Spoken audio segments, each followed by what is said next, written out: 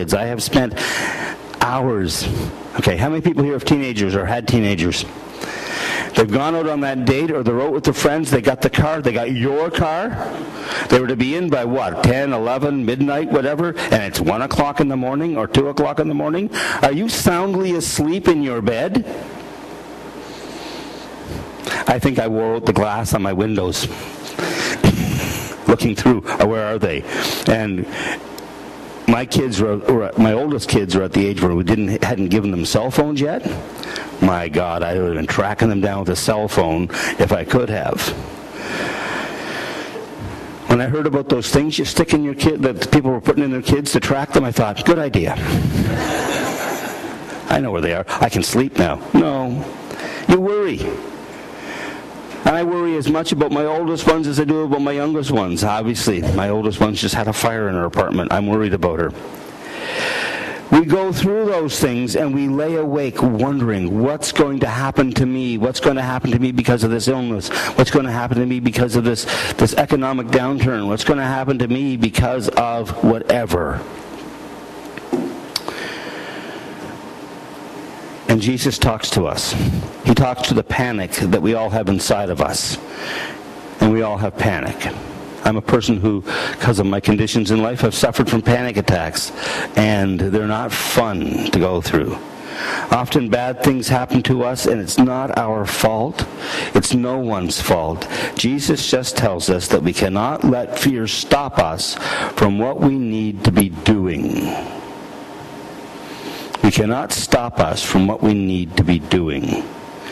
We can't let that fear of what bad thing may happen to us immobilize us.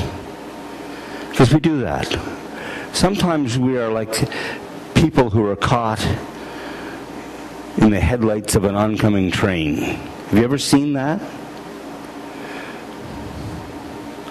When I was in high school, I used to walk down Collins Bay Road and cross the tracks by what became Ike Bryant's service station, or by Blue Woods Marina, and out on Collins Bay Road.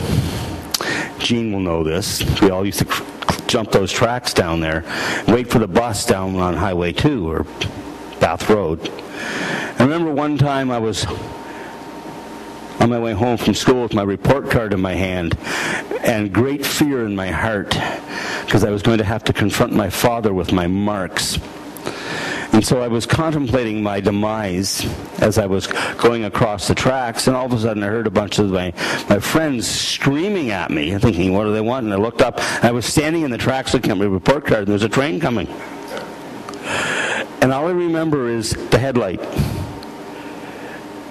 And it's an experience that has stayed with me all these years, because you look into the headlight and you don't see anything else. You just get mesmerized. You stand there. You have this huge, overwhelming sense of something coming down on you, and you are completely immobilized by it. Fortunately, one of the older, more athletic kids in the group knew how to tackle.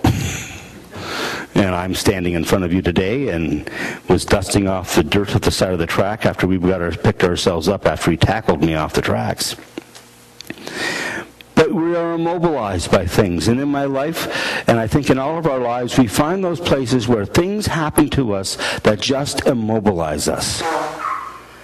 And so I take you back to these people living under Roman occupation, hearing these horrible things that were happening to people around them, and knowing that but for the grace of God, that could have been me. It could have been me who went to the temple today and had that and was offering worship when the Roman soldiers walked in.